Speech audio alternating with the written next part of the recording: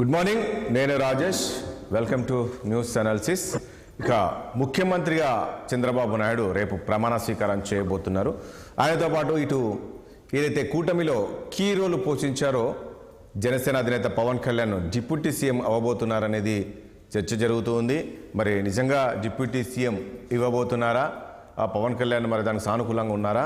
మరి deputy CM ఒక్కరే ఉంటారా, లేక ఆయనతో పాటు ఇంకెవరైనా ప్రమాణ స్వీకారం చేయబోతున్నారు, డిప్యూటీ సీఎం ఉండబోతున్నారా? సో మరి పవన్ కళ్యాణ్ సొంత నిర్ణయాలు తీసుకునే అవకాశం ఉంటుందా? రేపు ఈ క్యాబినెట్లో మొత్తానికి ఈ ప్రభుత్వంలో పవన్ కళ్యాణ్ రోల్ ఏ రకంగా ఉండబోతుంది? సో ఇలాంటి అంశాలను కూడా మనం చర్చించాం. దాంతోపాటు ఇక మనం చూస్తున్నాము, దాదాపు 5 ఏళ్ళు కనుమరుగైన అమరావతి ఏదైతుందో అమరావతిని మళ్ళీ ఎక్కడక్కడ క్లీన్ చేస్తూ ఉన్నారు. మళ్ళీ అమరావతికి పూర్వ వైభవం రాబోతుందా? మరి ఏం జరగబోతుంది? సో ఇలాంటి అంశాలను కూడా మనం చర్చిద్దాం. అదేవిధంగా ఇటు చంద్రబాబు నాయుడు ఇటు ఒక క్యాబినెట్ ఎలా ఉండబోతుంది, ఆయన మార్కు ఎలా ఉండబోతుంది, ఏంటి, ఇలాంటి అంశాలన్నీ కూడా మనం చర్చిద్దాం. చర్చలో పాల్గొంటున్నారు టీడీపీ నుంచి సీనియర్ నాయకులు ద్వారపరెడ్డి జగదీష్ గారు ఉన్నారు. అదేవిధంగా వైఎస్ఆర్ కాంగ్రెస్ పార్టీ నుంచి గోవింద్ రెడ్డి గారు ఉన్నారు. ఇక బీజేపీ నుంచి ఆంజనేయ రెడ్డి గారు ఉన్నారు. ఇక రాజకీయ విశ్లేషకులు కృష్ణాంజనేయులు గారు కూడా మనకు లైవ్లో సిద్ధంగా ఉన్నారు. ముందుగా ఆంజనేయ రెడ్డి గారు, గుడ్ మార్నింగ్ అండి. గుడ్ మార్నింగ్ రాజేష్, మీకు ప్యానెల్లో ఉన్న పెద్దలకి వీక్షకులకి అందరికి కూడా శుభోదయం. రాజేష్ చెప్పండి. ఆంజనేయ రెడ్డి గారు, ఎలా ఉండే అవకాశం ఉంది? రేపే ప్రమాణ స్వీకారం చేయబోతున్నారు. క్యాబినెట్ కూర్పు కూడా నడుస్తుంది. ఒక చంద్రబాబు నాయుడు మార్క్ కనబడే విధంగా, దాంతోపాటు పవన్ కళ్యాణ్ ఇంతకుముందు నేను చెప్పినట్లు ఒక కీ రోల్ పోషించారు కూటమిలో. పవన్ కళ్యాణ్ పాత్ర ఏ రకంగా ఉంటుంది? ఇందులో డిప్యూటీ సీఎం అవ్వబోతున్నారు పవన్ కళ్యాణ్ అనేది ఒక చర్చ జరుగుతుంది. అందులో వాస్తవం ఉందంటారా?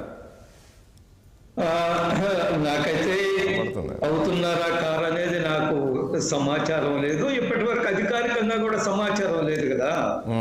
చంద్రబాబు నాయుడు గారు ముఖ్యమంత్రిగా ప్రమాణ స్వీకారం చేస్తున్నారు. చంద్రబాబు నాయుడు గారు చాలా సీనియర్ నాయకుడు, అపారమైన పరిపాలన అనుభవం, అపారమైన రాజకీయ అనుభవం. దేశంలోనే సీనియర్ మోస్ట్ పొలిటికల్ లీడర్స్ లో చంద్రబాబు నాయుడు గారు ఒకరు. వారికి పరిపాలన మీద పట్టు ఉంది, శాఖల మీద పట్టు ఉంది. వారు ఎవరి శక్తి సామర్థ్యాన్ని ఏ విధంగా ఉపయోగించుకోవాలా, ఎవరికి క్యాబినెట్ లో మంత్రిత్వ శాఖలు కేటాయించాలా, ఎవరు సమర్థులు, ఎవరు ఏ మంత్రిత్వ శాఖలు సమర్థంగా నిర్వహించగలరు అనేది చంద్రబాబు నాయుడు గారికి పరిపూర్ణమైన అవగాహన ఉండే నాయకులు వారు. అందువల్ల వారు ఇంకొకరు ఎవరు కూడా సలహాలు చెప్పవలసిన అవసరం లేదు.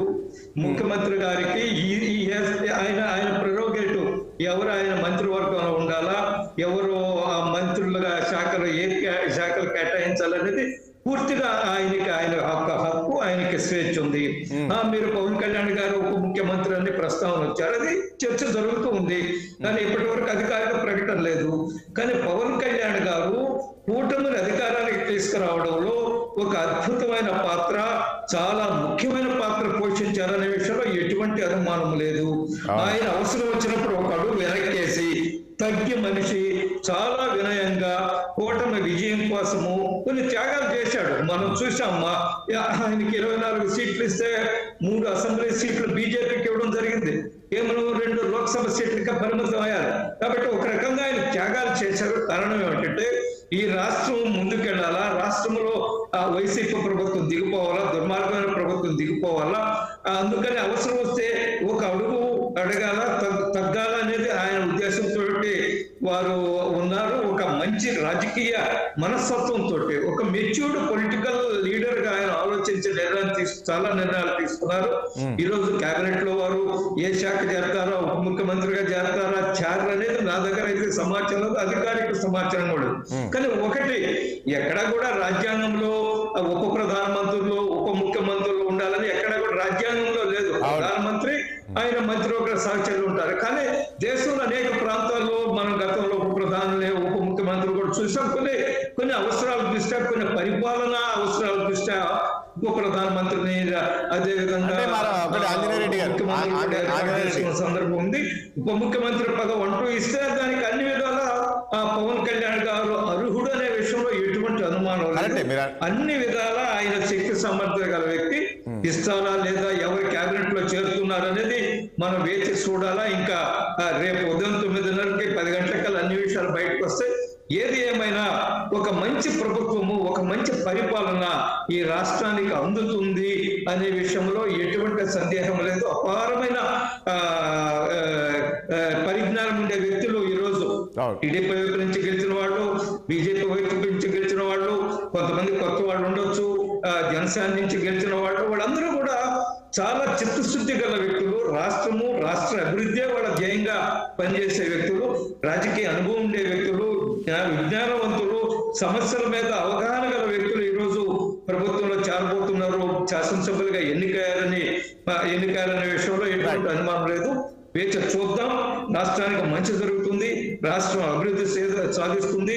ఒక మంచి నాయకత్వంలో, ఒక విజనరీ లీడర్షిప్ చంద్రబాబు నాయుడు గారితో ఉంది కాబట్టి ఆ విజనరీ లీడర్షిప్ లో గతంలో జరిగిన పొరపాట్లు జరగకుండా, గతంలో కొంతమంది కేబినెట్ మంత్రులు చూసాం మనం. పోలవరం అంటే అవగాహన లేదు. ఆయన పోలవరం మంత్రి, ఇరిగేషన్ మంత్రి కేబినెట్ లో ఎవరు అడిగారు ఏమయ్యా ఎప్పుడు పూర్తి అవుతుంది పోలవరం అంటే, ఆయన పవన్ కళ్యాణ్ గారు 4వ పెళ్లి అయినప్పుడు పూర్తి అవుతుంది అంటారు. ఆంజనేయ రెడ్డి గారు ఒక పాయింట్ ఇక్కడ. సరే ఆంజనేయ రెడ్డి గారు, ఇప్పుడు ఒకటి మీరే అంటున్నారు, రాష్ట్రం అంతా కూడా అంత వెనకబడిపోయింది, అభివృద్ధి జరగలేదు అంటున్నారు. సరే ఈరోజు కూటమి అధికారంలోకి వచ్చింది, రాష్ట్రం పూర్తిగా అంటే అభివృద్ధి వైపు పరుగులు ఎత్తుతుంది అనుకోవచ్చా? కేంద్రం నుంచి ఆ రకమైన నిధులు రాబోతాయి అనుకోవచ్చా? దేశంలోనే ఆంధ్రప్రదేశ్ వైపు చూసే విధంగా అభివృద్ధి జరుగుతుందంటారా? దేశం అంతా కూడా ఇటువైపు చూసే విధంగా స్పష్టంగా చెప్పారు. ఆంధ్రప్రదేశ్ అభివృద్ధి విషయంలో పూర్తిగా సహకరిస్తాము. ఒక మంచి నాయకత్వము, ఒక మంచి ప్రభుత్వం ఆంధ్రప్రదేశ్కి వస్తుంది. ఒక విజనరీ లీడర్ చంద్రబాబు నాయుడు గారు ఉన్నారు. పవన్ కళ్యాణ్ గారిని ప్రస్తావిస్తూ ఆయన పవన్ గారి ఒక తుఫాను కూడా ప్రస్తావించిన సందర్భము.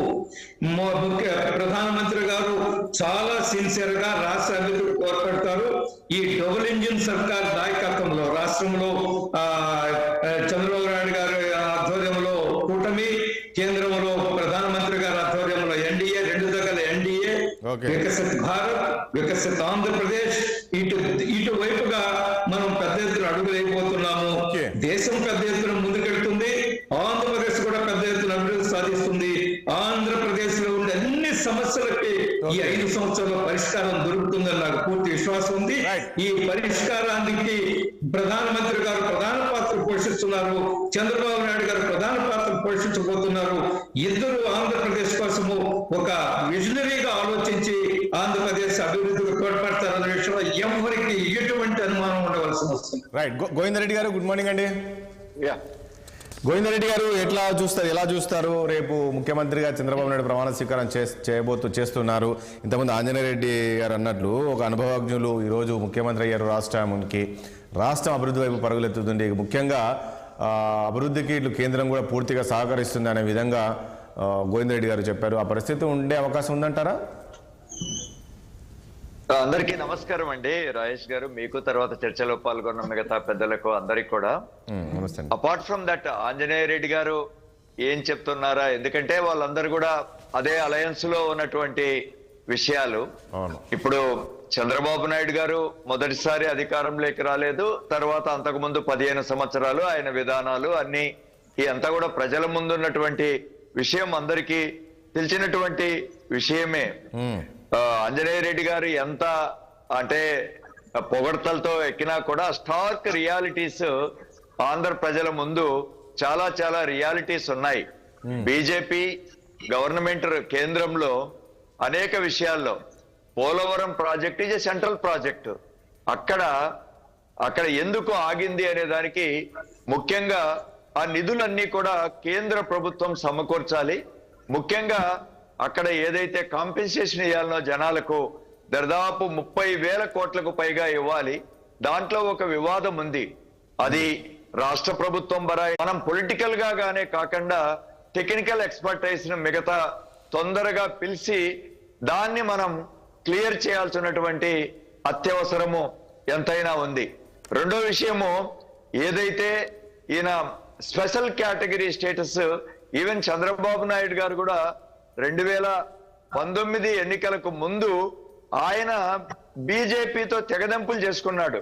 మీరు స్పెషల్ కేటగిరీ స్టేటస్ ఇవ్వడం లేదు, అందుకనే నేను బయటకు వస్తున్నాను అని చెప్పి ఆయనకు ఎన్నికలకు పోయినటువంటి ఆ పార్టీ ఈసారి అలయన్ చేసుకున్న తర్వాత నిజానికి చాలా సార్లు అన్నారు జగన్మోహన్ రెడ్డి గారు, మీరు 22 సీట్లు తీసుకొని మీరు మెడలు వంచి మరి స్పెషల్ కేటగిరీ స్టేటస్ సాధిస్తానన్నారు, మీరు విఫలమైందని చెప్పి కూడా తెలుగుదేశం పార్టీ గాని మిగతా వాళ్ళు అన్నారు. అంటే ఇప్పుడు ఇస్తారేమో, ఇప్పుడు మళ్ళీ డిమాండ్ కాదు గోవింద్ రెడ్డి గారు ఇప్పుడు అలయన్స్ గా ఉన్నారు కాబట్టి స్పెషల్ స్టేటస్ గా ఇప్పుడు ఇచ్చే అవకాశం ఉంటుంది, మళ్ళీ ఇది తెరపైకి వస్తుంది ఉండాలి కూడా. ఎందుకంటే సార్ ఇప్పుడు అంటే అప్పుడు వేరు ఇప్పుడు వేరండి గోవింద్ రెడ్డి గారు, ఇప్పుడు వాళ్ళకి మెజారిటీ కూడా లేదు. అదే నేను ఏమంటున్నాను, చంద్రబాబు నాయుడు ఇప్పుడు అవసరం ఉంది కేంద్రానికి, సో ఖచ్చితంగా ఆయన తీసుకొచ్చే అవకాశం ఉంటుంది కదా. ఆయన తీసుకొచ్చి ఇవంతా కూడా ఇది ఇప్పుడు ఎందుకంటే 2019లో ఈయన బయటకు వచ్చినారు దీని మీదనే తెగదెంపులు తెంచుకొని, కాబట్టి ఈ పరిస్థితి ఉంది. మూడోది, విభజన చట్టంలో ఉండేటువంటి అనేక అంశాలు 10 సంవత్సరాలు అయిపోయినా కూడా కేంద్రం చాలా తాత్సారం చేసింది. ఎందుకంటే 2 రాష్ట్రాలు తెలంగాణ ఆంధ్ర మధ్య ఉన్నటువంటి వివాదాన్ని ఒక కేంద్రంలో అధికారంలో ఉండే పెద్ద మనిషిగా పరిష్కారం చేస్తున్నటువంటి బాధ్యత ఈనాడు బీజేపీకి ఉంది.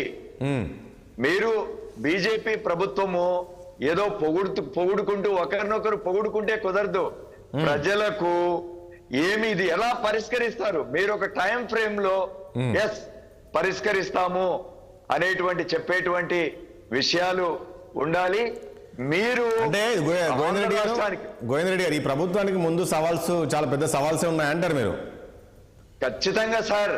ఇప్పుడు ప్రజలకి ఏం కావాలి, వీళ్ళందరూ కూడా మభ్యపెట్టి జగన్మోహన్ రెడ్డి గారు ఏదో ఒక రాక్షసునిగా ఈ పరిపాలన ఏమో బాగలేదని పెద్ద ఎత్తున ఒక ప్రాపగండా చేసి అధికారంలోకి వచ్చినటువంటి మాట వాస్తవము.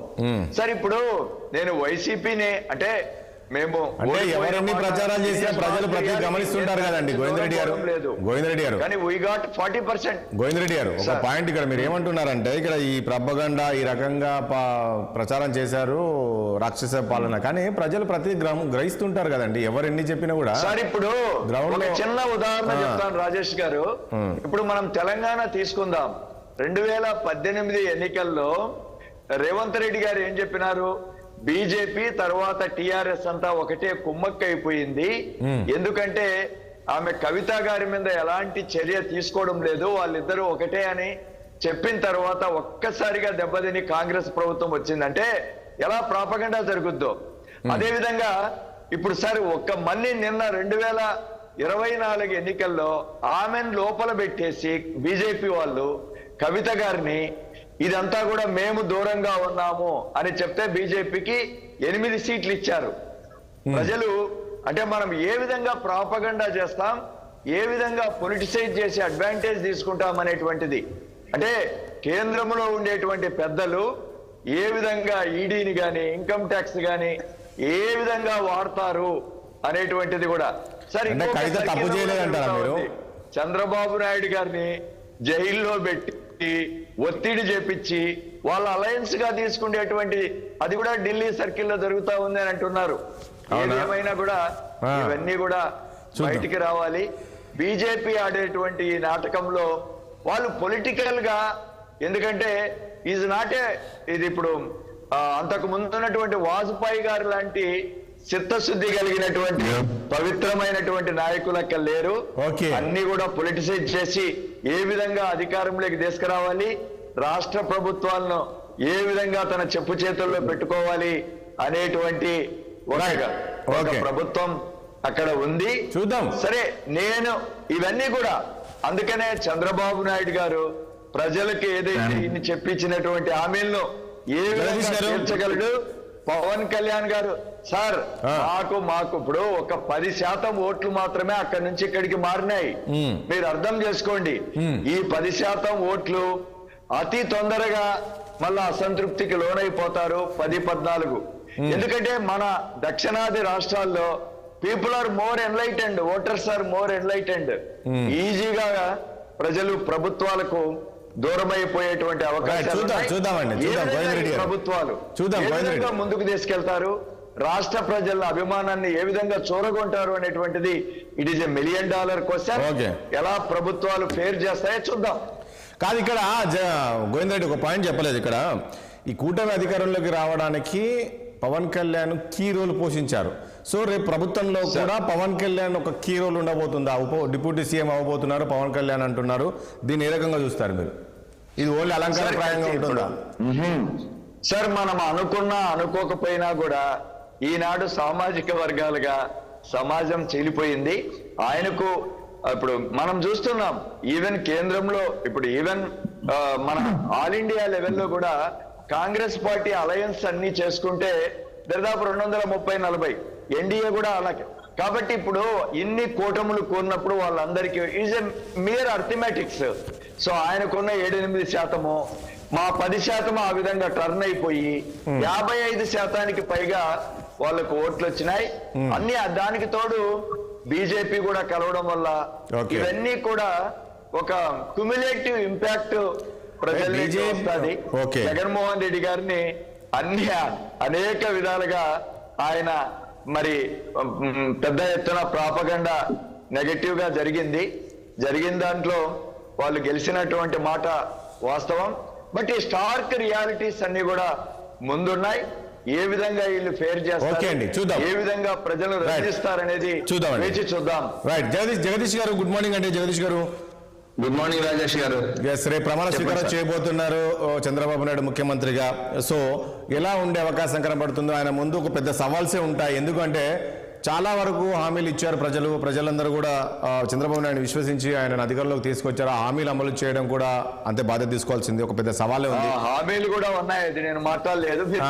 హామీలు కూడా ఉన్నాయి అంటే నేను అదే అన్న, ఒక పెద్ద సవాలే ఉన్నాయి ఆయన ముందు, చాలా పెద్ద సవాలే ఉన్నాయి. ఇవన్నీ నెరవేరబోతున్నాయా? జగన్మోహన్ రెడ్డి గారి కంటే డబుల్ హామీలు ఇచ్చినారు సార్.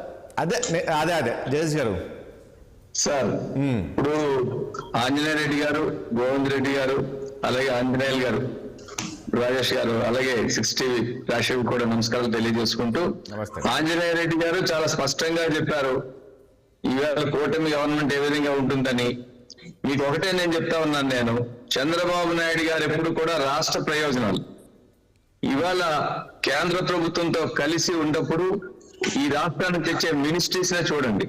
సివిల్ ఏవియేషన్ ఖచ్చితంగా భోగాపురం ఎయిర్పోర్ట్ అన్నది మనకి చాలా కంప్లీట్ చేయాల్సిన అవసరం ఉంది. రాష్ట్రం టూరిజం అభివృద్ధి చెందాలన్నా, ఇండస్ట్రియల్ గా పారిశ్రామిక అభివృద్ధి చెందాలన్నా కూడా ఖచ్చితంగా పొటెన్షియల్, అలాగే ఏదైతే ఉందో దాన్ని కూడా అంచేత ఆ విధంగా. తర్వాత రూరల్ డెవలప్మెంట్, ఇవాళ NREGS నుంచి అన్నిటి కూడా మెజారిటీ ఆఫ్ ద స్టేట్ ఇవాళ ఏమో విలేజ్ సైడ్ ఉంది కాబట్టి రూరల్ డెవలప్మెంట్. అలాగే ఏదైతే వైజాగ్ స్టీల్ ప్లాంట్ కి ఇప్పటికి కూడా క్యాప్టివ్ మైన్స్ లేవో ఆ మైన్స్ గురించి వీటన్నించి కూడా ఇవాళ మనకి బీజేపీ మంత్రిగా ఉన్న శ్రీనివాస్ వర్మ గారు కూడా ఆయన గనులు మరి ఇండస్ట్రీస్ దీంట్లో కూడా ఆయన ఈ విధంగా ఇక్కడే మనకు చాలా స్పష్టంగా భవిష్యత్తులో ఆంధ్రప్రదేశ్ అభివృద్ధి చెందుతుందనే విషయంలో ఏమాత్రం సందేహం లేదన్న విషయాన్ని, ఇండికేషన్ ని ఇవాళ ప్రజలకు అందించారు. ఒకటి చంద్రబాబు నాయుడు గోవింద్ రెడ్డి గారు ఉన్నారు 22 మంది ఎంపీలు ఇచ్చిన తర్వాత పూర్తిగా రాష్ట్ర ప్రయోజనాలను పక్కన పెట్టి ఒక విషయం కూడా పోలవరాన్ని అనిల్ కుమార్ యాదవ్ గారు ఎన్నిసార్లు చెప్పాలి నెక్స్ట్ ఇయర్ అయిపోద్ది అవగాహన లేని మాటలతో పర్సనల్ అటాక్ నే పెట్టుకున్నారు. కానీ పవన్ కళ్యాణ్ గారి మీద కానీ చంద్రబాబు నాయుడు గారి మీద కానీ ఇష్యూ బేస్డ్ గా రాష్ట్రంలో ఇవాళ ప్రజలు రోడ్ల గురించి కూడా ఆలోచించి ఓట్లేదు సార్. 15%. జగదీష్ గారు 15% అంటే చాలా ఎక్కువ అండి. జగదీష్ గారు నేనేమడుగుతున్నాను ఇక్కడ, సరే గతంలో ఇంతకుముందు గోవింద్ రెడ్డి గారు అన్నట్లు ఎన్డీఏ కూటమిలో ఉన్నారు, అధికారంలో వచ్చినప్పుడు అప్పుడు ప్రత్యేక హోదా ఇవ్వకముందు చంద్రబాబు నాయుడు బయటకు వచ్చారు. కానీ ఇప్పుడు అప్పుడు చంద్రబాబు నాయుడు బయటకు వచ్చినా వాళ్ళకి కేంద్రంలో అవసరం రాలేదు, కానీ ఇప్పుడు ఈయన అవసరం ఉంది. సో ఇప్పుడు మళ్ళీ ప్రత్యేక హోదా ఇలాంటివి ఏమన్నా తీసుకొచ్చే అవకాశం ఉంటుందా?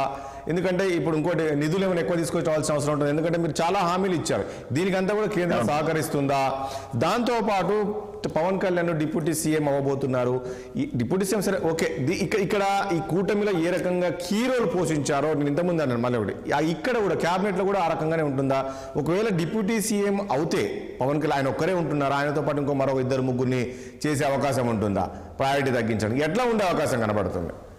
ఇప్పుడు ఖచ్చితంగా పవన్ కళ్యాణ్ గారు కూటమి ఫార్మేషన్ లో గానీ ఇంత స్మూత్ గా ఫంక్షనింగ్ లో గానీ చాలా కీ రోల్ పోషించారు.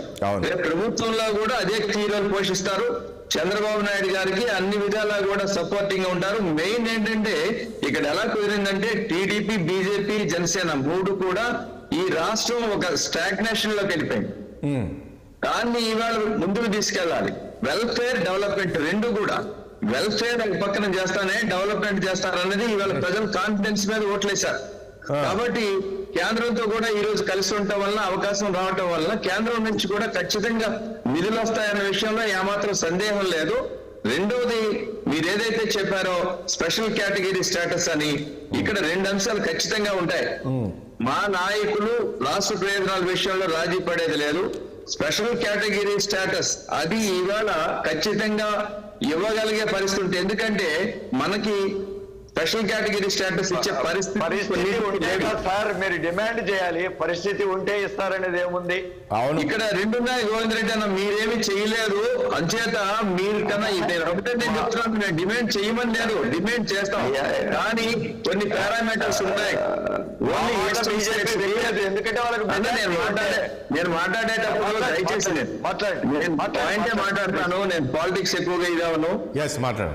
ఇప్పుడు స్పెషల్ కేటగిరీ స్టేటస్ ఇవ్వాలంటే కొన్ని ఉన్నాయి.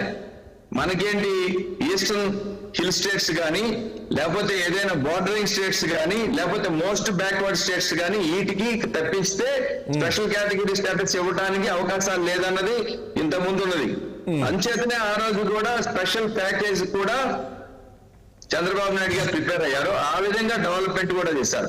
అందుచేత ఇవాళ నేను అన్నాను, వెదర్ ఇట్ ఈ special category status are special package, development of the state is more important. ఆ విషయంలో ఖచ్చితంగా కేంద్ర ప్రభుత్వం కూడా సహకరిస్తుందని నమ్మకం ఉంది. ఇక్కడ కూడా కూటమితో ఖచ్చితంగా ఆ విధంగా ముందుకెళ్తామని కూడా ఉంది. ఇందులో ఏమాత్రం ఇది లేదు. గోవింద్ రెడ్డి గారే కాదు, ప్రజలు కూడా ఎక్స్పెక్ట్ చేస్తారన్న విషయం చంద్రబాబు నాయుడు గారికి, లోకేష్ గారికి అందరికీ తెలుసు. అంచేత ఆ విషయంలో కూడా ఏమాత్రం సందేహం లేదు. ఇప్పటికే ప్రమాణ స్వీకారం చేయకముందే అమరావతి ప్రోగ్రెస్ లోకి వెళ్ళింది. అవును, అంటే ప్రజలు కూడా ఇవాళ ఏంటంటే చేంజ్ అనేది చాలా ఒక 3 days లోనే పర్సెప్షన్ లో చేంజ్. ఇవాళ సెంట్రల్ క్యాబినెట్ లో మనం తీసుకున్న పోర్ట్ఫోలియోస్ తీసుకుంటే, లేదంటే ఇవాళ అమరావతి కూడా, ఎందుకంటే నేను జగదీష్ గారు ఇప్పుడు జగదీష్ గారు అమరావతి చుట్టూ ఇప్పుడు మళ్ళీ రియల్ ఎస్టేట్ బూమ్ స్టార్ట్ అయిందంట కదా, నిజమేనా? 3 రాజధానులు అన్నారు, 3 రాజధానులు చేయలేకపోయారు. వైజాగ్ అన్నారు, దేన్ని చేయలేకపోయారు. ఋషికొండ లాంటి దాన్ని డిస్ట్రక్షన్ చేసి ఎందుకు కట్టారో తెలియదు, దేనికి కట్టారో తెలియదు, అది ఏ అవసరమో కూడా తెలియదు. ఈ విధంగా చేయటం వల్ల ప్రజల్లో అసలు ఏమవుతుంది ఈ రాష్ట్రంలో అన్నది వచ్చింది. అలాగే మీరు పోలవరాన్ని పక్కన పెట్టారు. ఎందుకు పక్కన పెట్టారో తెలియదు. మీరు నిధులు అడిగితే ఇచ్చేవాళ్ళు పోలవరాన్ని అసలు పూర్తిగా పట్టించుకోలేదు. ఇలాగే ఇవన్నీ ఉండి ఇవాళ ఖచ్చితంగా గోవింద్ రెడ్డి గారు అన్న ఏవైతే చెప్పారో అవన్నీ ఆల్రెడీ చంద్రబాబు నాయుడు గారు మా ప్రభుత్వం దృష్టిలో ఉన్నాయి. ఖచ్చితంగా ఇష్యూస్ అన్ని కూడా ఉంటాయి, ఛాలెంజెస్ కూడా ఉంటాయి. లేకపోతే దేనికండి, ఛాలెంజెస్ కూడా ఉన్నాయి. కాబట్టి వాటిని అధిగమించడమే కాదు, అధిగమించి ఖచ్చితంగా ఒక మోడల్ ఆంధ్రప్రదేశ్ తయారు చేయడానికి 5 years లో ఖచ్చితంగా చంద్రబాబు నాయుడు గారు చేస్తారన్న కాన్ఫిడెన్స్ అయితే 100% మాకే గారు ప్రజలు కూడా ఉంది. ఆ కాన్ఫిడెన్స్ తోనే ఇవాళ గెలిపించారు. కూటమి కూడా అద్భుతంగా పనిచేస్తా ఉంది. ఏమాత్రం మీరు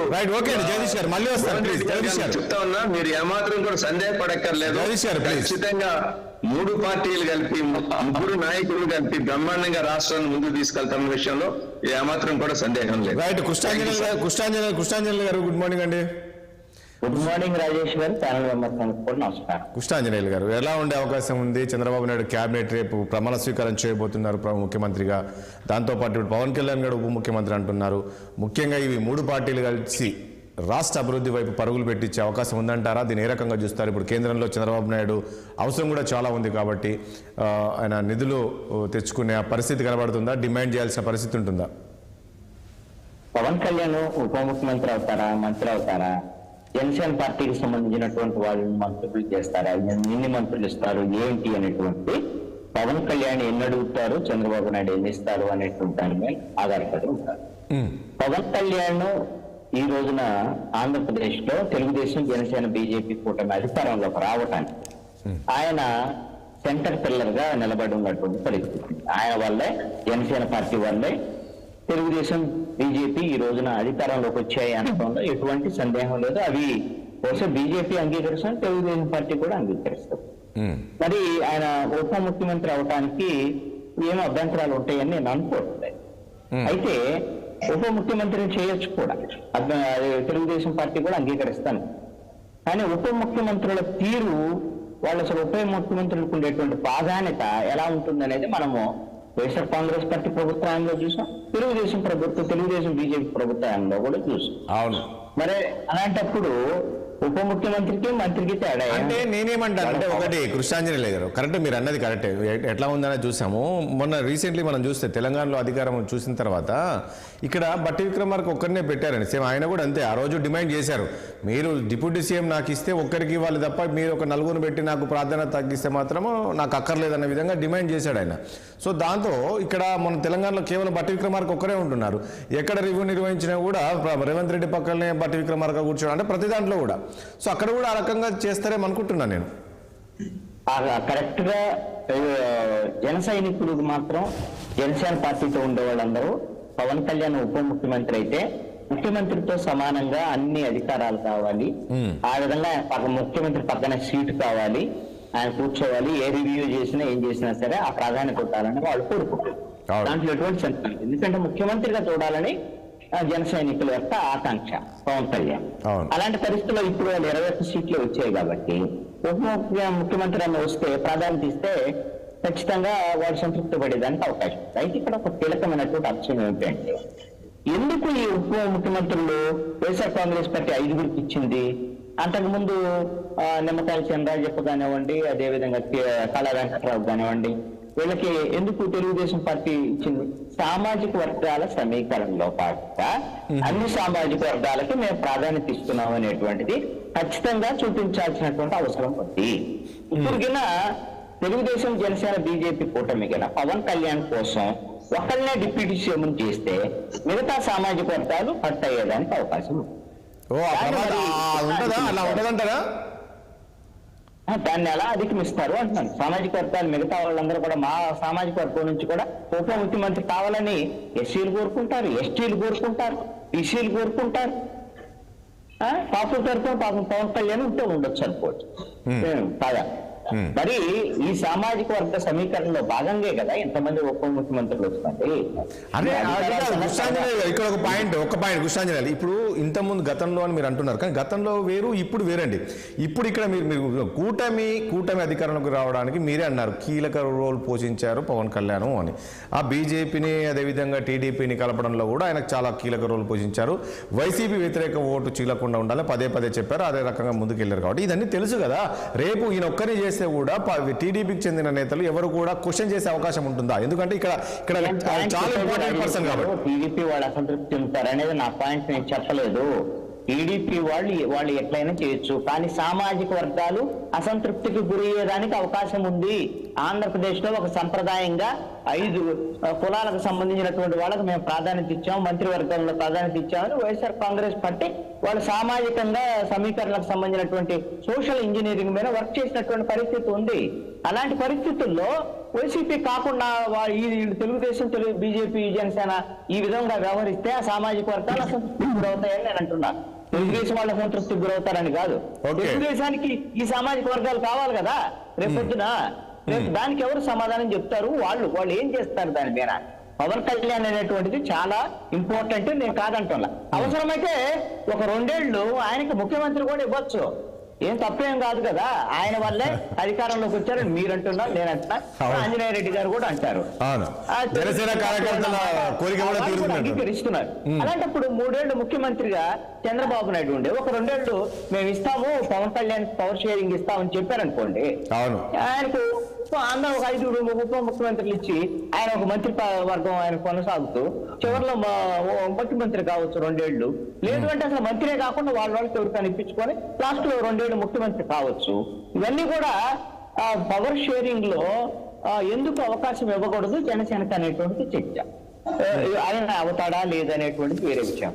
లేదు అంటే 5గురిలో ఒక ఉప ముఖ్యమంత్రిగా గిన పవన్ కళ్యాణ్ ఉన్నాడు అంటే పవన్ కళ్యాణ్ ఇమేజ్ కి డ్యామేజ్ అయ్యేదానికి అవకాశం ఉంటుంది. దాంట్లో ఎటువంటి సందేహం లేదు. ఇప్పుడు వరకు ఉన్న ఉప ముఖ్యమంత్రులు తెలుగుదేశం ప్రభుత్వంలో అయినా కానీ వైఎస్ఆర్ కాంగ్రెస్ పార్టీ ప్రభుత్వంలో కానీ ఉప ముఖ్యమంత్రులకి ఏ ప్రాధాన్యత లేదు. కనీసము నిమ్మకాయలు చేందా చెప్ప ఎందుకు లేదు? కాదు కృష్ణాంజలి గారు, నాకు తెలిసి కృష్ణాంజలి గారు హోమ్ గార్డ్ ను కూడా ట్రాన్స్ఫర్ చేసేటువంటి హక్కులు అధికారాలు ఆయన కూడా లేవు తెలుగుదేశం గవర్నమెంట్. కృష్ణాంజలి గారు, నేను ఇంతకుముందు అదే చెప్పాను. తెలంగాణలో ఎట్లా ఉంది, తెలంగాణ మనం చూస్తూ ఉన్నాము. ముఖ్యమంత్రి ఎక్కడ రివ్యూ నిర్వహించినా కూడా అక్కడ బట్టి విక్రమార్క ఉంటున్నారు. ముఖ్యమంత్రి ఏ కార్యక్రమానికి వెళ్ళినా కూడా యాజ్ అ ప్రోటోకాల్ ఆయన కూడా ఉంటున్నారు కదా. సో ఇక్కడ ప్రాధాన్యత ఇస్తున్నట్టే కదా. నేను కాదనటం లేదండి. ఆ తరహాలో ఇక్కడ చేస్తారా చెయ్యరా అనేటువంటి దాని మీద తెలుగుదేశం ఏం డెసిషన్ తీసుకుంటుందో చూడాలి. అలాగా తీసుకుంటే వచ్చే సమస్య గురించే నేను వివరించాను. మిగతా సామాజిక వర్గాలకు సంబంధించినటువంటి విషయాల్లో అసంతృప్తికి గురైతే అది మేజర్ లాస్ అయ్యేదానికి అవకాశం ఉంటది కూటమికి.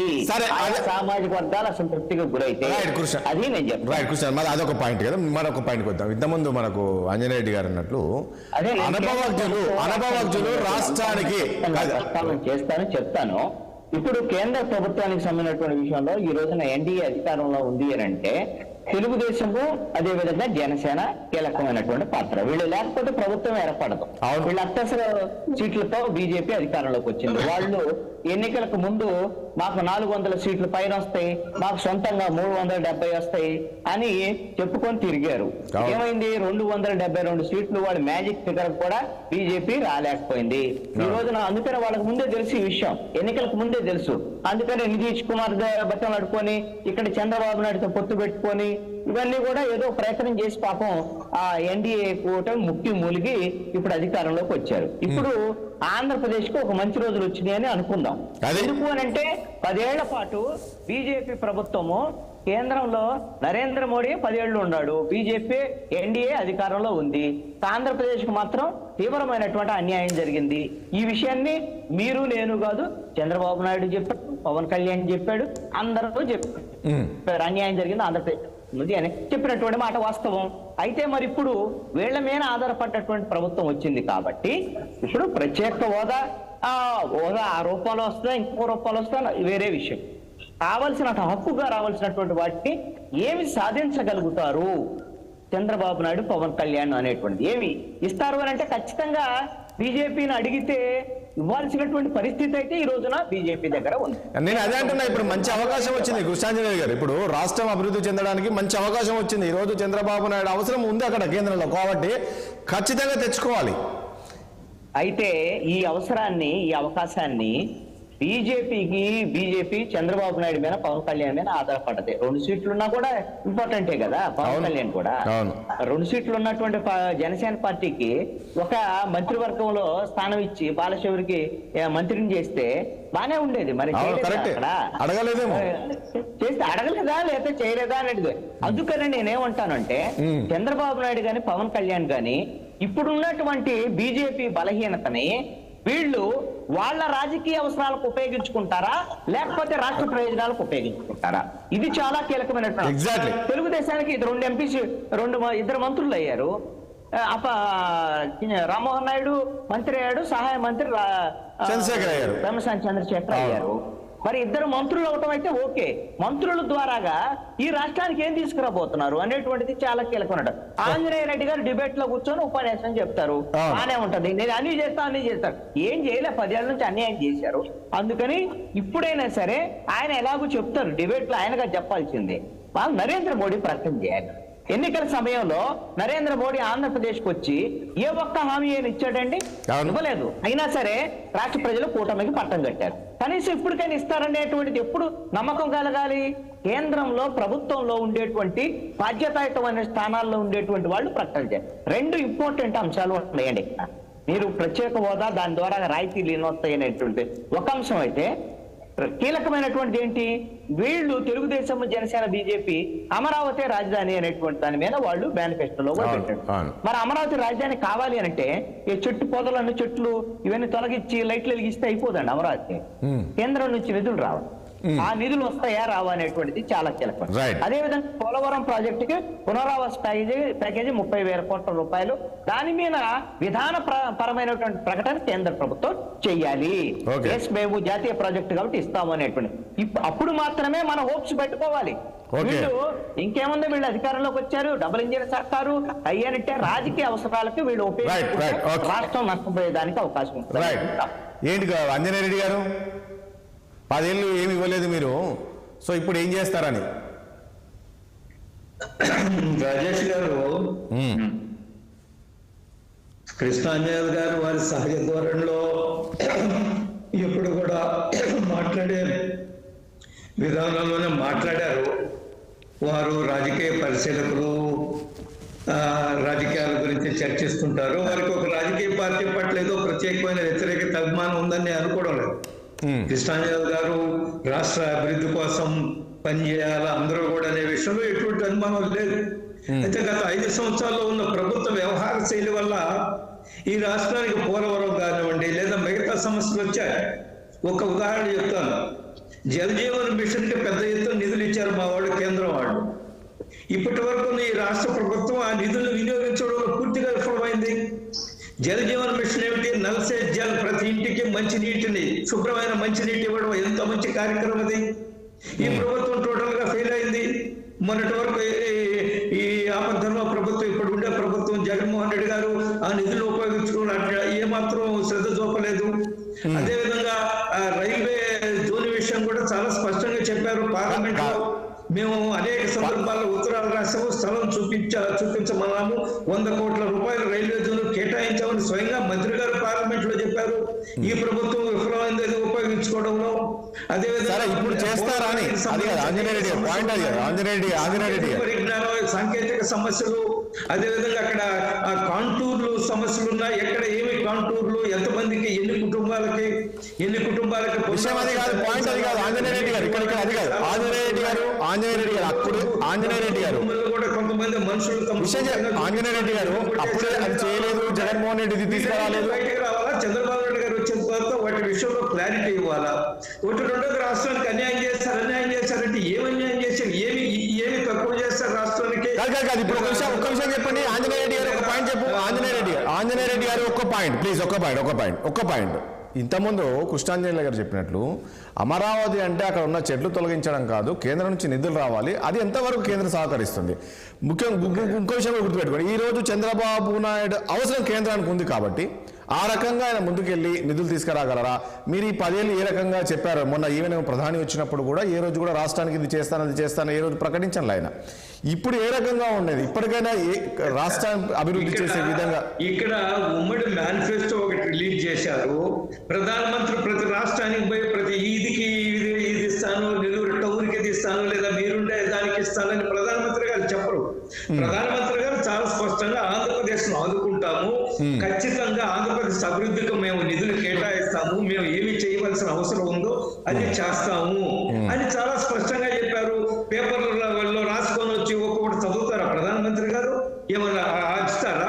రాష్ట్రానికి ఏం అవసరాలు ఉన్నాయో చంద్రబాబు నాయుడు గారు ముఖ్యమంత్రి అయిన తర్వాత ప్రధానమంత్రి గారికి వివరిస్తారు. ప్రధానమంత్రి గారి నుంచి నిధులు తీసుకొస్తారనే విషయంలో ఎటువంటి అనుమానం లేదు. పోలవరం ఇప్పటి వరకు ఇంతవరకు ఇది జరిగిందంటే కేవలం ఎందుకు అంటే ఒక పాయింట్ అండి. ఆంజనేయ రెడ్డి గారు జలవనరుల శాఖ నుంచి నిధులు విషయం అది కాదు. పాయింట్ ఏంటంటే చంద్రబాబు నాయుడు ఎన్నికల ముందు ప్రజలకు పోలవరం పూర్తి అయిందంటే ఎక్కడి నుంచి వచ్చిన నిధులు? కేంద్రం నుంచి వచ్చినాయి కదా. కానీ ఇక్కడ సమస్య ఏమిటంటే, ఒకటి పునరావాసము, రెండవది కాంపన్సేషన్, R&R. ఇది సమస్యలు ఉన్నాయి కొన్ని, ఆ సమస్యలన్నీ కూడా పరిష్కరించబడతాయి. మిగతా అన్ని సమస్యలు అన్నిటినీ కేంద్రం చేయాల్సిన అన్ని కూడా విభజన చట్టం ప్రకారం చేస్తుంది. చాలా మంది ఉపన్యాసాలు ఇస్తారు, విభజన చట్టం అమలు జరగలేదు. ఏం అమలు జరగలేదు? ఈ రాష్ట్ర ప్రభుత్వాలు ఏ విధంగా సహకరించారంటే సమాధానం లేదు. కాబట్టి ఇవన్నీ కూడా ఉపన్యాసాలు ఇవ్వడానికి పనికొస్తుంది. కానీ కృష్ణాంజనేయ గారు లాగా కొన్ని ప్రాక్టికల్ ప్రాబ్లమ్స్ ఉన్నాయి, వాటిని పరిష్కరించాలా. ఈ రోజు వచ్చిన ముఖ్యమంత్రి గారు అనుభవజ్ఞులు, 10 సంవత్సరాలు 3వసారి ప్రధానమంత్రి.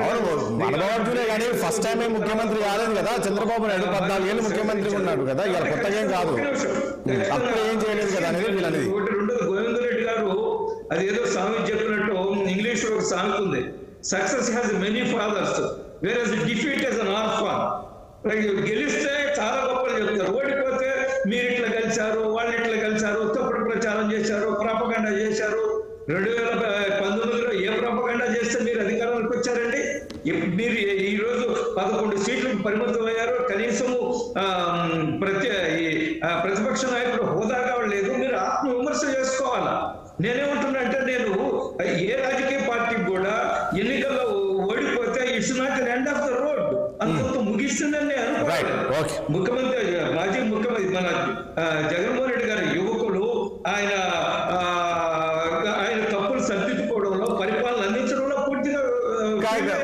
ఆంజనేయ రెడ్డి గారు ఒక పాయింట్ చెప్పండి. ఇంతకుముందు కృష్ణాంజలి గారు చెప్పినట్టు పవన్ కళ్యాణ్కు ఏదైతే డిప్యూటీ సీఎం ఇస్తారో దీనివల్ల అక్కడ ఉండే 5 సామాజిక వర్గాల నుంచి రేపు రాబోయే రోజుల్లో ఇబ్బందులు తప్పవు అంట. నిజంగా వాస్తవం? దాంతో నేను అస్సలు ఏకీభవించను. రాష్ట్ర ప్రజలు, రాష్ట్ర సామాజిక వర్గాలు మంచి పరిపాలన అందిందా లేదా, వాళ్ళ జీవనం ఏ విధంగా బాగుపడింది, వాళ్ళ జీవితాలు ఏ విధంగా బాగుపడ్డాయి, ప్రభుత్వాలు వాళ్ళ కుటుంబాలు వాళ్ళ కాళ్ళ మీద వాళ్ళు నిలబడేదానికి ఏమి చేశారు, ఎంత అభివృద్ధి చేశారు, వాళ్ళ కుటుంబాల పిల్లలకు ఉద్యోగాలు వచ్చాయా లేదా ఇంకేదన్నా అవకాశాలు కల్పించాయి, ఇది చూస్తారు తప్ప మాకు డిప్యూటీ ముఖ్యమంత్రి లేదు కాబట్టి మేము వ్యతిరేకిస్తాము. మొన్న జగన్మోహన్ రెడ్డి గారు 5 మందికి డిప్యూటీ ముఖ్యమంత్రులు ఇచ్చారు, ఎందుకు ఓడిపోయారంటే పరిపాలన సక్రమంగా లేక. ఇది అర్థం లేని వాదన. సామాజిక వర్గాలు బాధపడతారు. ఇది ఏదీ కాదు. రాష్ట్రం ఈ రోజు ఓటమి చూస్తున్నారు, ప్రజలు చూసి ఓట్లు వేశారు, వాళ్ళు మంచి పరిపాలన కోరుకుంటున్నారు. క్యాబినెట్ లో ఎవరు ఉప ముఖ్యమంత్రి అవుతారా, ఎవరే కాలేదు అనేది ఐ డోంట్ థింక్ ప్రజలు దాని మీద సీరియస్ గా ఆలోచిస్తారు. మంచి పరిపాలన అందిస్తున్నారా లేదా, మంచి పరిపాలన జరుగుతుందా లేదా, మా జీవితాలు బాగుపడ్డాయా లేదా, రాష్ట్రంలో ఒక గర్వకారణంగా, ఒక గొప్పగా ఒక గోవిందరెడ్డి గారు సమయం లేదు. గోవిందరెడ్డి గారు ఆంజనేయ రెడ్డి గారు ప్లీజ్ ఒక్క నిమిషం. ఇవ్వలేదు. అదే క్యాబినెట్ లో అన్ని సామాజిక వర్గాలకు బాగా ఉందండి. మంత్రులు everybody has his own role to play. అన్ని సామాజిక వర్గాలకి ఇస్తారు కదా చంద్రబాబు నాయుడు గారు, అనుభవం ముఖ్యమంత్రి గారు కదా. కాబట్టి ఈ డిప్యూటీ ముఖ్యమంత్రి పదవులు ఎక్కడ ఉంటాడు, అందరూ హార్ట్ అవుతారు అనేది ఇది అర్థం లేని వలన ప్రజలు అంత ఆలోచిస్తాండి, అంత తక్కువగా మాకిస్తేనే మేము మంచిగా చూస్తాం అనేది ఒకటి. రెండోది, మీరు చెప్తున్నారు మంచి అవకాశం ఉంది చంద్రబాబు నాయుడు గారికి, ఏమైనా ఒత్తిడి చేయొచ్చు. ఎప్పుడూ కూడా రాజకీయాలు అట్లా ఉండకూడదు. అట్లా మా అవసరం ఉంది కాబట్టి మేము బ్లాక్ మెయిల్ చేస్తాం అనడం ఏదైతే ఉందో అది సమంజసం కాదు. మీరు కేంద్రంలో ఎన్డీఏకి బీజేపీకి పూర్తి మెజారిటీ ఉన్నా లేదా అది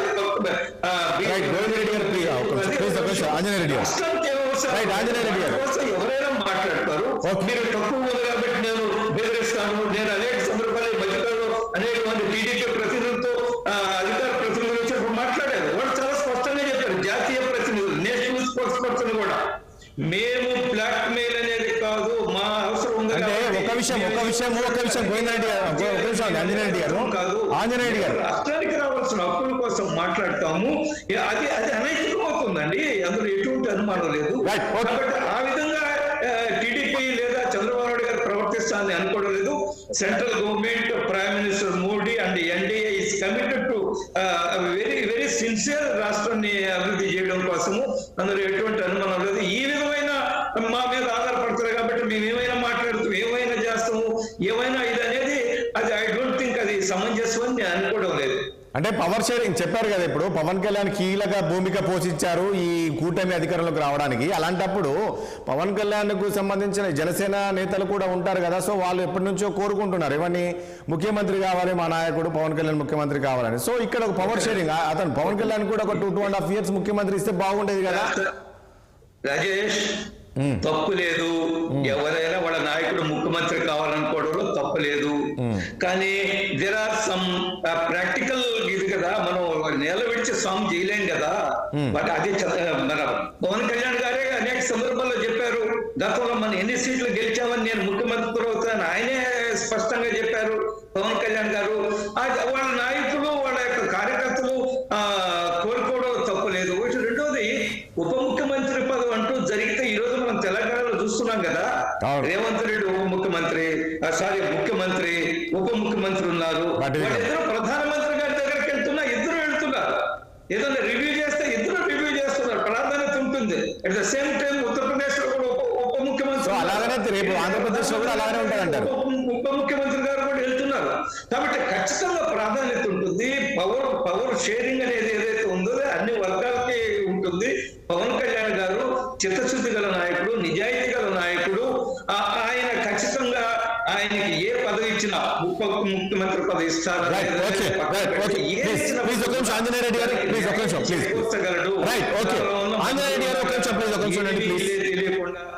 ఆంజనేయ రెడ్డి గారు పాయింట్ ఒక నిమిషం. గోవిందరెడ్డి గారు ఇప్పుడు నేను ఇంత ప్లీజ్ గోవిందరెడ్డి గారు ఒక్క నిమిషం. ఆంజనేయ రెడ్డి గారు ప్లీజ్ ఒక్క నిమిషం ఉన్నారా? ఆంజనేయ రెడ్డి గారు ప్లీజ్ ఒక్క నిమిషం ఉండండి. గోవిందరెడ్డి గారు నేను ఇంతకుముందు అన్నట్లు గోవిందరెడ్డి గారిని ఆడియో వినపడుతుందా? అయిపోతుంది. ఇంచా కాదండి, వి విల్ కంప్లీట్ ఇట్ అని ఏం మాట్లాడారో మనం చూసాము. కాబట్టి ఉండరు. ఓకే ఆంజనేయ రెడ్డి గారు ప్లీజ్ ఒక్క నిమిషం అండి. గోవిందరెడ్డి గారు నేను ఇంతకుముందు అన్నట్టు పవన్ కళ్యాణ్ ఏ రకంగా అయితే ఈ విషయంలో ఒక ఇంపార్టెంట్ రోల్ పోషించారో పవర్ షేరింగ్ ఇవ్వాల్సిన అవసరం ఉందంటారా ఆయనకు కూడా ఖచ్చితంగా? రాజేష్ గారు ఇప్పుడు కేంద్రంలో అంటే వాళ్ళ పద్ధతిలో ఏ విధంగా మూడోసారి గెలవడానికి ఒక నేరేటివ్ బిల్డప్ చేశారు బీజేపీ. ఒక్క నిమిషం నేను దాని మీదకి వస్తాను, 30 seconds. ఏ విధంగా చేశారు? మనం ప్రశాంత్ కిషోర్ గారి ఇంటర్వ్యూ కూడా ఇంకా మిగతా అనేక మంది అనలిస్టుల చూసినప్పుడు ఈయన ఏదైతే మోడీ గారు ఉన్నారో ఒకటి హిందుత్వ, రెండోది ఆయన చేసినటువంటి నేషనలిజము, మూడోది ఆయన డెవలప్మెంట్ మీద ఎక్కువ నేను చేస్తున్నాను చూపడం, నాలుగోది అపోజిషన్ లో ఉండేటువంటి రాహుల్ గాంధీ గారు ఒక పవర్ఫుల్ గా వాళ్ళకు అపోజ్ చేయలేకుండా ఉండే 4 కారణాల నేరేటివ్ లో వాళ్ళు ఒక నేరేటివ్ బిల్డప్ చేశారు మోడీ గారు. దాని వల్లనే వాళ్ళకి ఇంకొకటి ఏంటంటే అడ్వాంటేజ్, దేశం సువిశాలంగా ఉంది కాబట్టి కొన్ని చోట్ల పోయినాయి వాళ్ళకు, కానీ రాష్ట్ర ప్రభుత్వాలకు అలా ఉండదు. Limited area, limited Geography. So చాలా ఆయన even in spite of that with so many narratives also he could loose in so many states. అది మహారాష్ట్ర కావచ్చు, అది యూపీ కావచ్చు, అది రాజస్థాన్ కావచ్చు, ఇంకా చాలా స్టేట్లలో దే లాస్ట్ ఇట్. సో ఏదో బోటాబోటిన వచ్చినటువంటి ఆ పరిస్థితి. రెండోది మీరు ఏమన్నారు, ఇప్పుడు పవన్ కళ్యాణ్ గారికి ఈయన ఎలాంటి ఇంపార్టెన్స్ ఇస్తారు? నేను అనుకున్నట్టుగా కాంగ్రెస్ లో ఒక నేషనల్ పార్టీలో అక్కడ అజెండా కేంద్రము అంటే అక్కడ ఉండేటువంటి వాళ్ళ హైకమాండ్ నిర్ణయం చేసుకునే ప్రకారం వారికి డిప్యూటీ చీఫ్ మినిస్టర్ కూడా ఆ అధికారాలు ఇస్తారు. నేను అనుకోవడం ఏంటంటే చంద్రబాబు నాయుడు గారు వాడుకుంటారు. ఆయన అంటే అది ఆయన పొలిటికల్ స్ట్రాటజీ కావచ్చు, లేకపోతే ఏ విధంగా అనేది ఈయనకు. ఎందుకంటే అంటే చాలా మంది జన సైనికులు కానీ కాపు వాళ్ళ సామాజిక వర్గం కానీ పెద్దగా ఎక్స్పెక్ట్ చేసి ఈ కూటమిని ముందుకు గెలవడానికి తీసుకొచ్చారు. బట్ ఐ డోంట్ థింక్ ఆ ఇంపార్టెన్స్ ఇస్తారని కానీ, లేకపోతే ఆంజనేయ రెడ్డి గారు చెప్పి ముఖ్యమంత్రి పదవి ఇస్తారని కానీ, ఇవన్నీ కూడా ఇవి వాస్తవాలకు జరిగే పనులు కావు, జరగవు కూడా.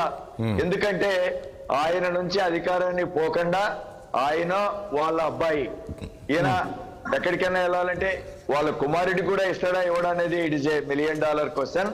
నేను ఈ పరిస్థితుల్లో ఆయన ఏ విధంగా వాడుకుంటారు, ఏ విధంగా వీళ్ళ మధ్యన ఈ అలయన్స్ ముందుకు పోతుందో వేచి చూద్దాం. అంతే.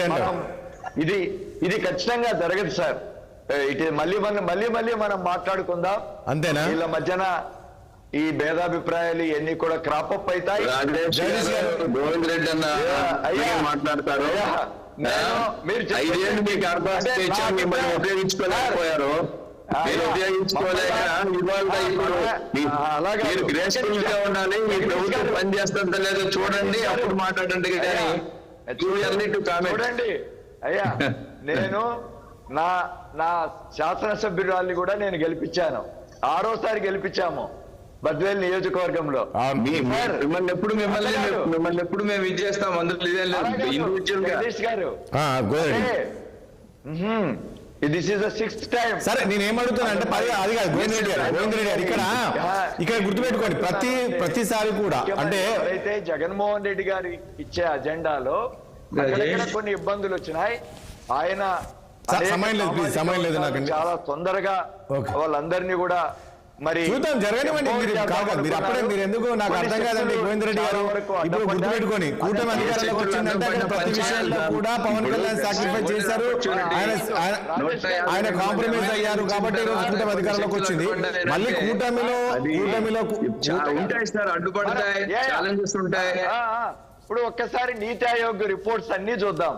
కేంద్ర ప్రభుత్వమా చూద్దాం. గోవింద్ రెడ్డి గారు ప్లీజ్, గోవింద్ రెడ్డి గారు మీరు పాజిటివ్ గా ఉండండి.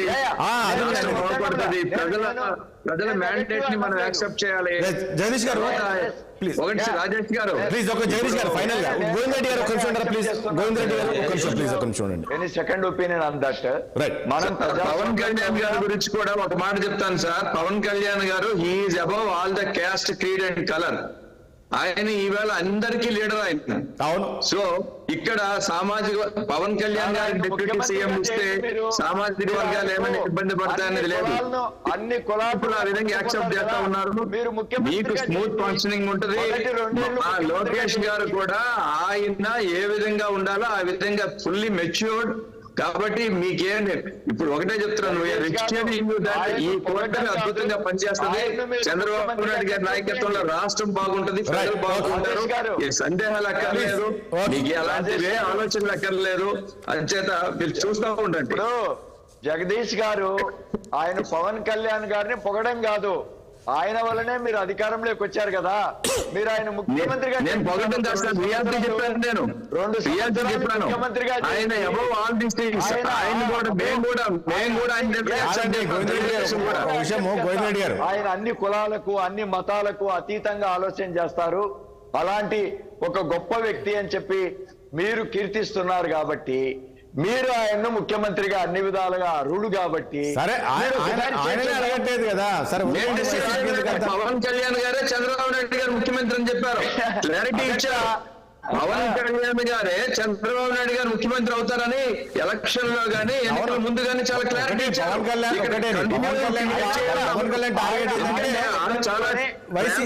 క్లారిటీతో ఉన్నారు. వైసీపీని గద్దెదించాలి. ఒకటి ఆంజనేయ రెడ్డి ప్లీజ్, ఒక నిమిషం. గోవింద్ రెడ్డి గారు చెప్పినారు. గోవింద్ రెడ్డి గారు నిస్వార్థపరుడే కదా. గోవింద్ రెడ్డి గారు చంద్రబాబు నాయుడు గారు కూడా ఆయనకి ఇవ్వచ్చు కదా.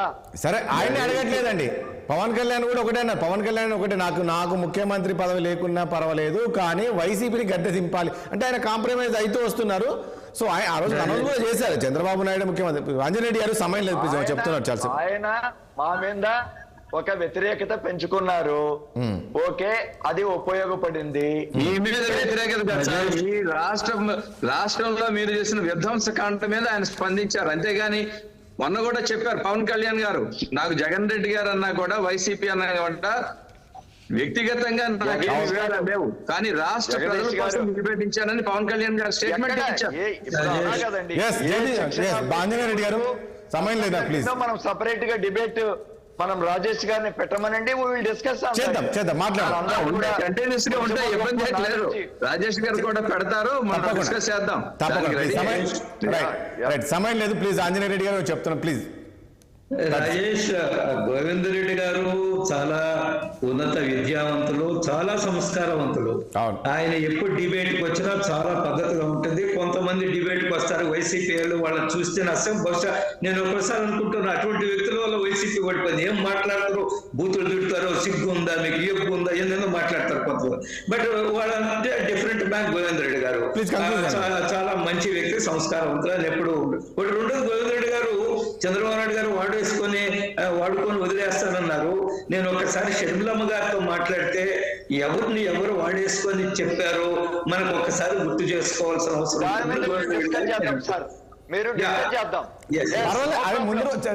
రాబోయే రోజుల్లో చర్చిద్దాంలే ఆంజనేయ రెడ్డి గారు. ఇప్పుడే ఎందుకు ఆంజనేయ రెడ్డి గారు, నేనేమడుతున్నా ఇప్పుడే ఎందుకులే, రాబోయే రోజుల్లో చర్చిద్దాం. మళ్ళీ మనం ఏం జరగబోతుంది ఏందనే చూద్దాం. మనకు 5 ఏళ్ళు సమయం ఉంది, చూద్దాం. రేపైతే వాళ్ళు ప్రమాణ స్వీకారం చేస్తున్నారు, విషయం చెప్పుదాము, చూద్దాం. మంచి జరగాలనే చూద్దాం. ఓకేనా? ఆంజనేయ రెడ్డి గారు థ్యాంక్ యూ అండి. చర్చల పాలన ఆంజనేయ రెడ్డి గారికి, గోవింద్ రెడ్డి గారికి, అదేవిధంగా జగదీష్ గారికి అండ్ కృష్ణాంజలి గారికి చర్చల పాలనకు ధన్యవాదాలు. మీ అందరికీ కూడా చూసాం కదా. మొత్తానికి రేపు ప్రమాణ స్వీకారం చేయబోతున్నారు ముఖ్యమంత్రిగా చంద్రబాబు నాయుడు. దాంతో పాటు ఇటు మరి డిప్యూటీ సీఎంగా పవన్ కళ్యాణ్ కూడా ఉండబోతున్నారు మరి అంటున్నారు.